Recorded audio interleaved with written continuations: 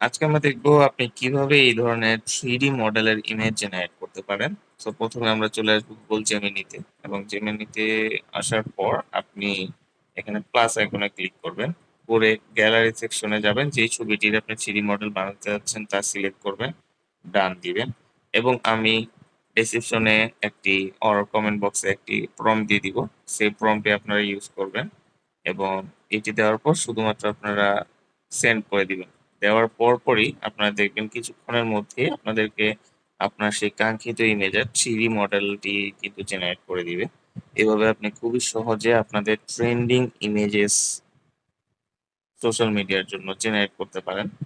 এই যে দেখতে পাচ্ছেন আমাদের কিন্তু ইমেজটি জেনারেট হয়ে গিয়েছে। খুবই দুর্দান্ত একটি ইমেজ। পিছনে দেখতে পাচ্ছেন মডেলটি শো করছে, এবং এখানে কিন্তু ফুললি 3D মডেলে শো করছে। আমি কিন্তু শুধুমাত্র একটি ইমেজ দিয়ে জেনারেট করেছি, এবং এটি কিন্তু খুবই সুন্দরভাবে প্রেজেন্ট করেছে। তো আপনারা চাইলে কিন্তু জেমিনির মাধ্যমে এই ধরনের 3D ইমেজ তৈরি করতে পারেন।